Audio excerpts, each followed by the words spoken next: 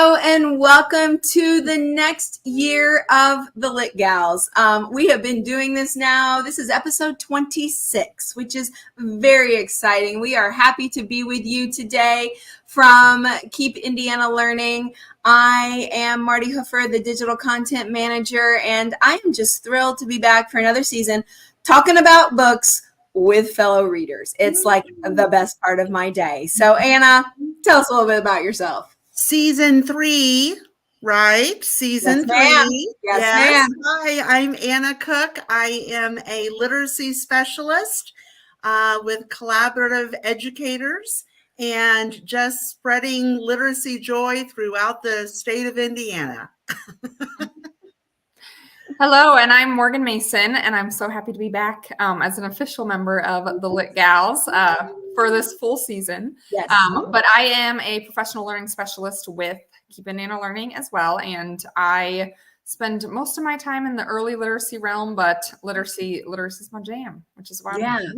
And that's what I love about this group. We all have like different niches of literacy that we cover. Morgan, you are actually living early literacy like as a mom, but then you're living early literacy in your professional life. Anna has a very elementary school look at literacy, and I come along with a secondary look, and then all of us as adult readers reading as well. So we're just reading from all different lenses, but at the end of the day, it's all literacy, which is just beautiful. Virtually the whole package. Yeah, there we go. That's right. There we go.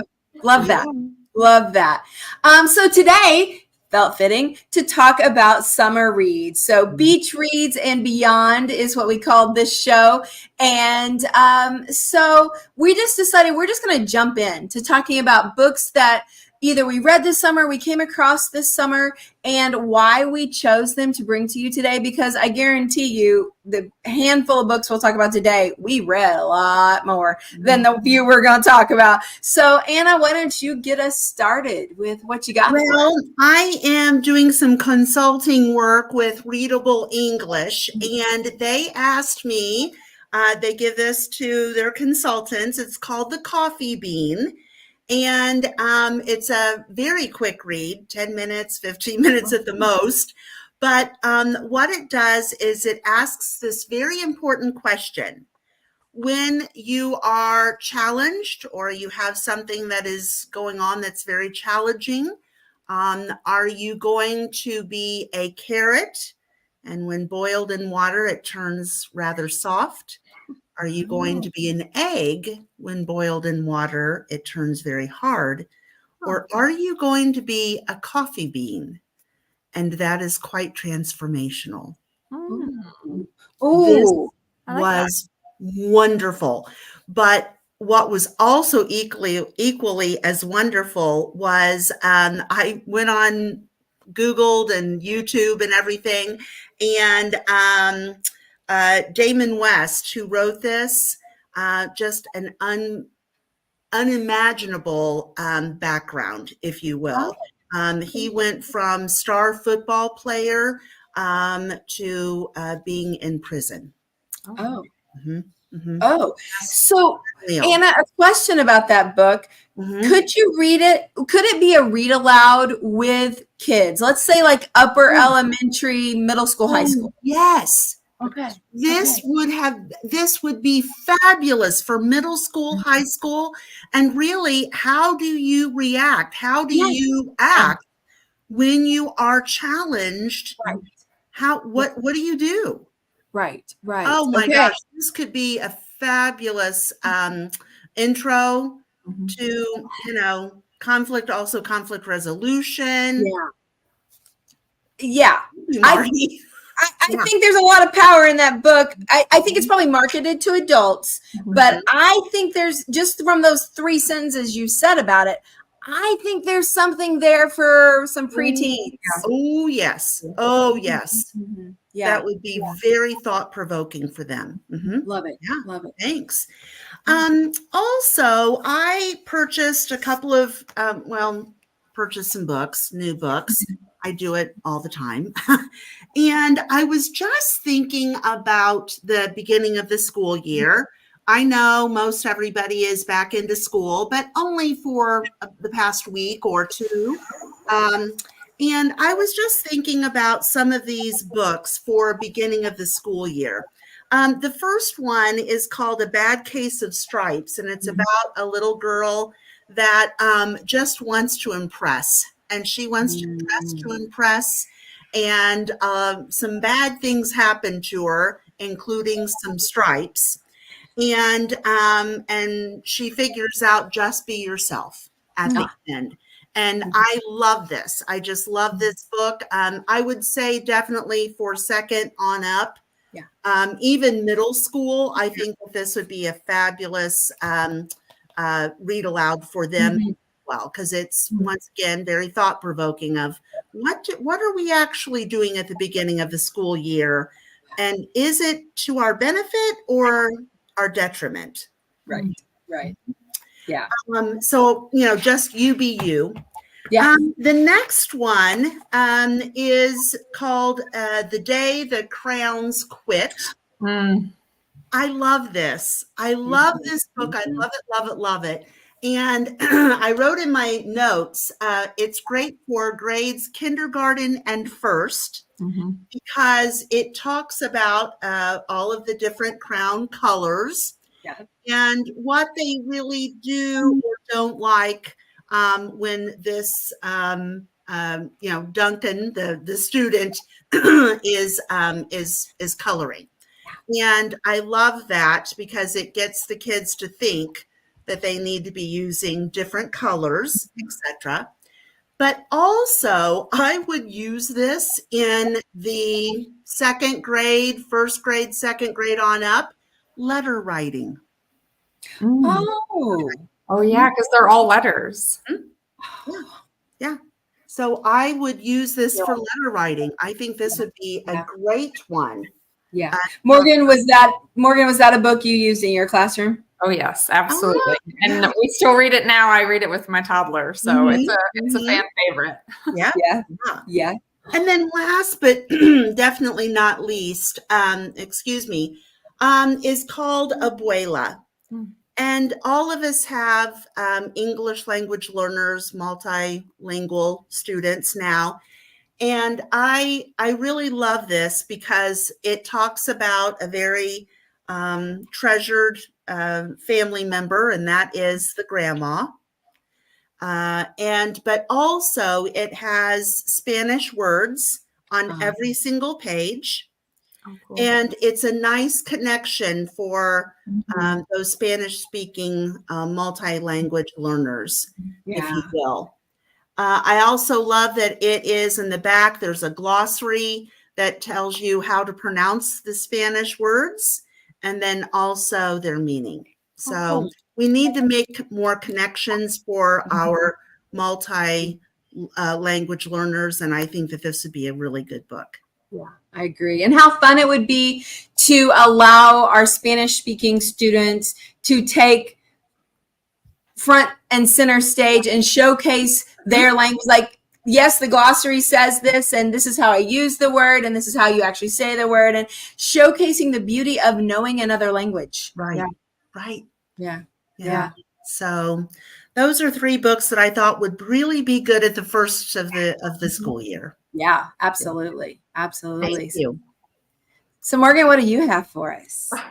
I was so excited about this because I have some good reads that I want to share, but also as a mom, like you mentioned, I'm in it right now. And so I pulled 2 that we've been reading a lot this summer. The first one is We're Going on a Bear Hunt by Michael Rosen and Helen Oxenbury. This has been so fun to see his little imagination take off. Like we'll be out in the backyard and we'll pretend like we're going on a bear hunt. So that's just been really fun this summer to just read this book. There's a song but there's a song that we discovered that goes with the book too. And so we listened to that in the car. So we're hunting for bears here at our house in the backyard. So that's been really fun. And as summer is usually the time that a lot of people travel, my parents actually went to London this summer. And they brought him back in the castle. Oh. Super cute book, just about a castle. Something that he's never obviously been exposed to. We certainly don't live in a castle, or have ever seen one. So just them bringing this back and then telling him about their trip that they went on and all the things that they saw. That was super fun too. A fun little connection for him. Well, and what a great thing that is, to start building, like if your parents continue to bring him books home, one, building that love of literacy, two, opening his eyes to like all these different things that there are no castles in central Indiana. There aren't. Yeah.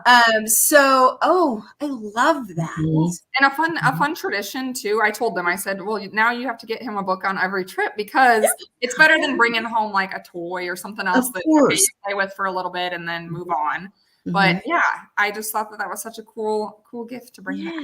So those have been some of our summer favorites to read. And then I don't have the physical book because, I listen to a lot of books, and summer I listened to a lot of books. I didn't have a lot of time to sit down and read with two little ones running around at home. So I listened to, it's called The Good Daughter by Karin Slaughter. Oh. And when I tell you that this book had me in a chokehold, like I don't remember the last time that I have been this captured by a book from the start. And it's a mystery. Oh, okay. I love my mysteries.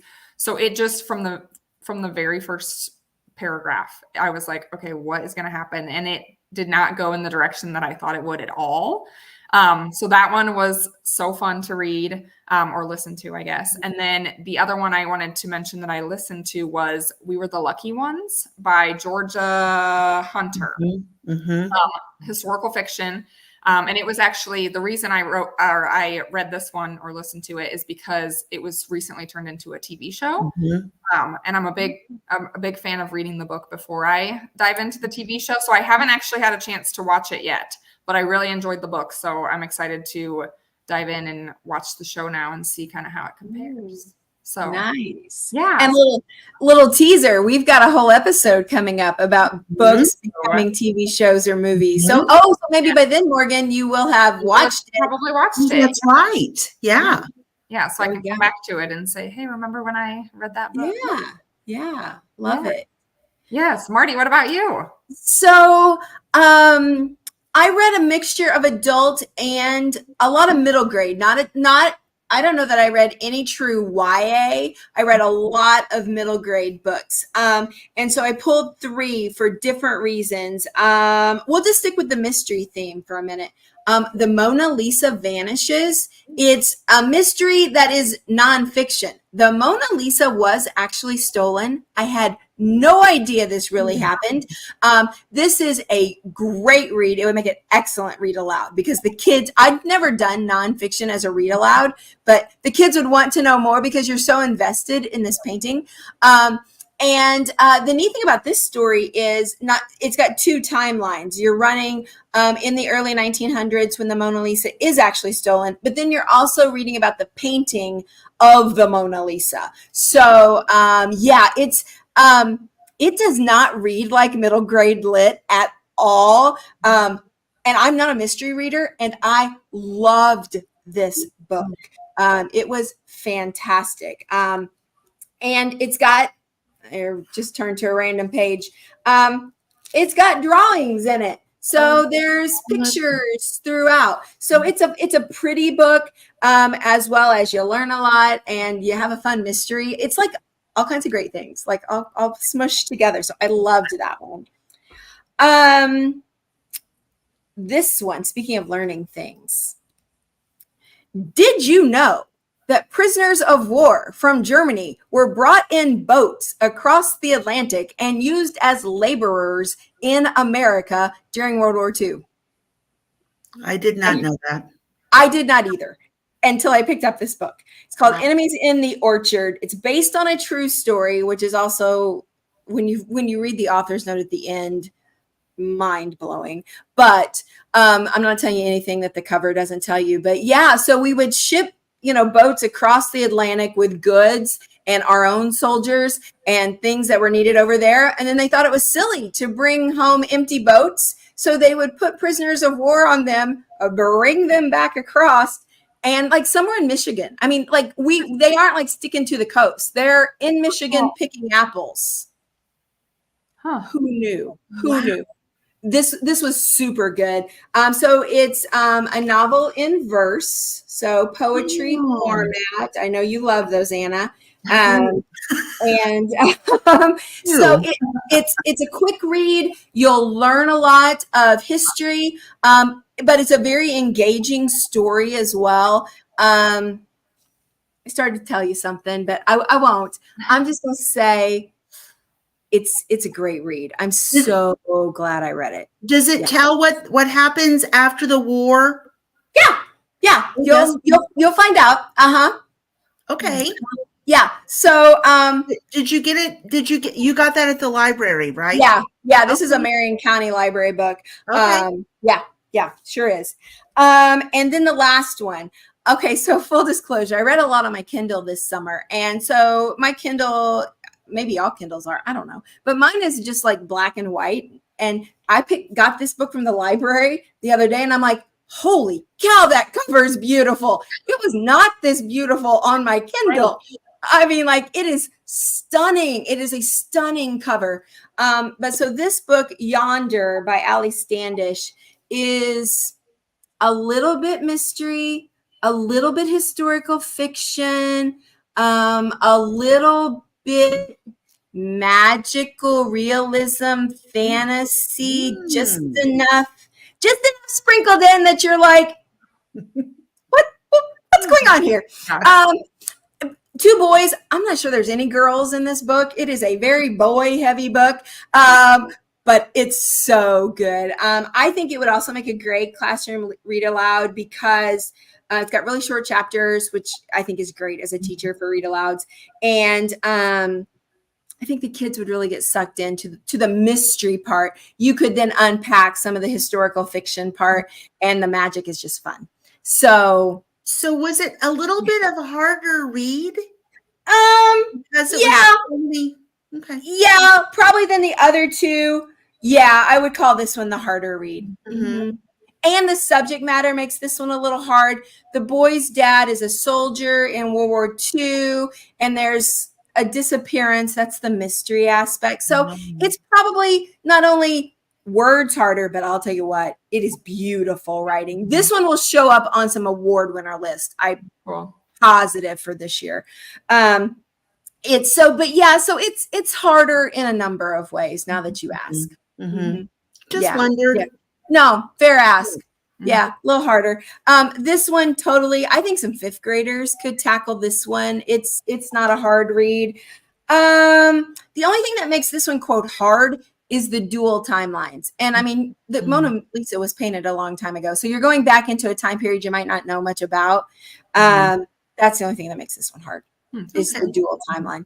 Yeah. So there's my deep dive into my favorites of my middle grade lit that I read this summer. So yeah. What a great summer of reading. Holy cow. That's good stuff. It is good stuff. It is good stuff. Love it. So Anna, what are you reading or listening to now?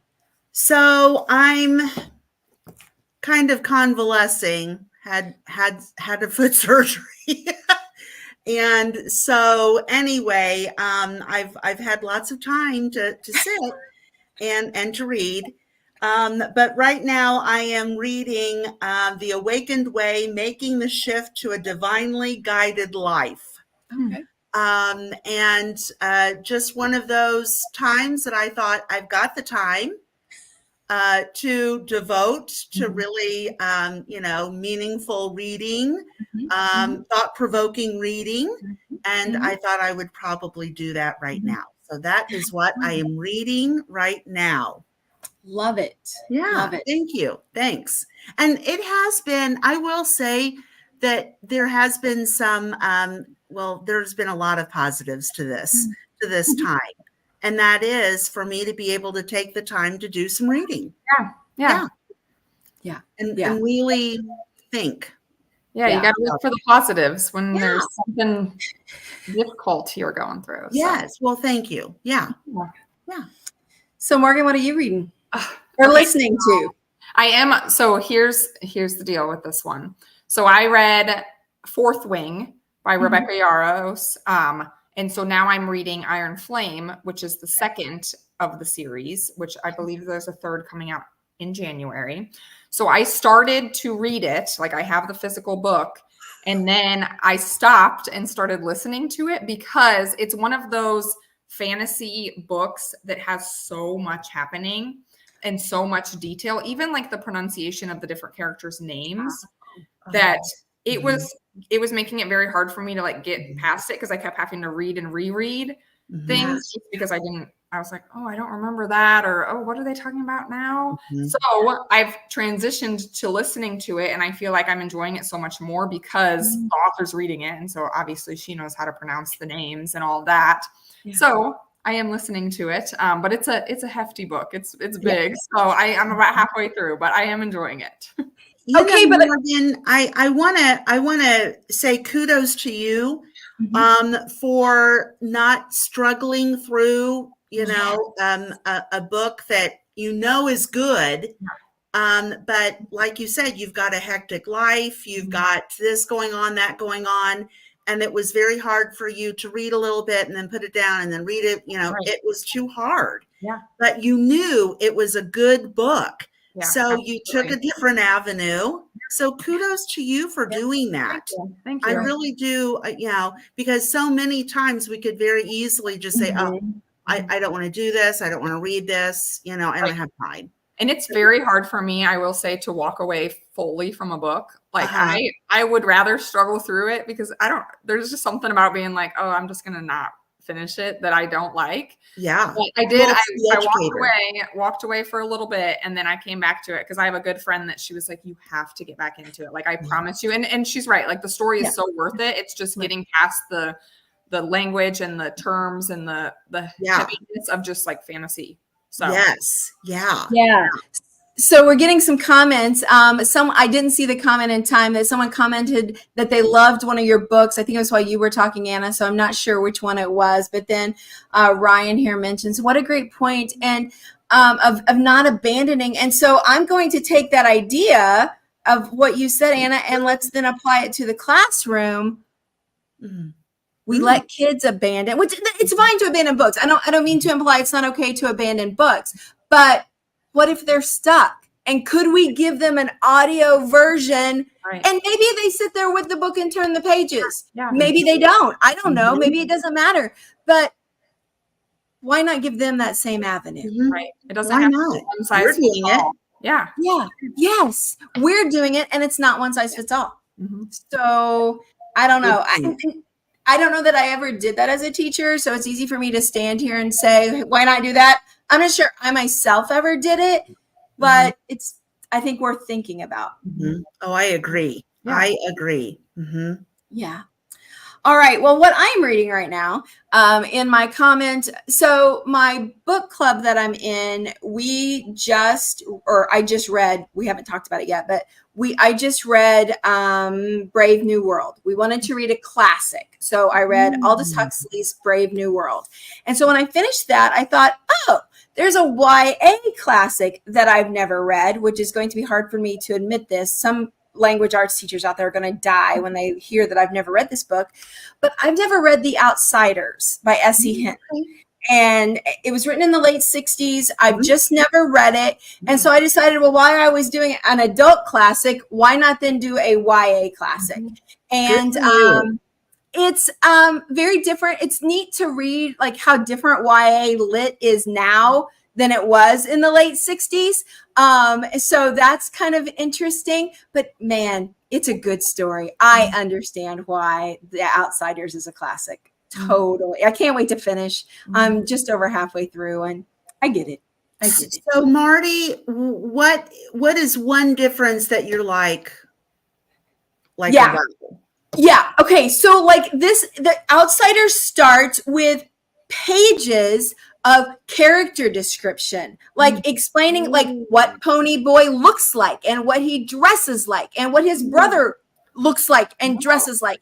And there's nothing wrong with that description, but now in a YA book, we would find that just woven in as we go, where it's like a lot of the first chapter. Yeah. Is like what these characters look like. And what is also interesting to me is I think the reason it mostly stood out, reading it on my Kindle, I can see, you know, what other people have highlighted.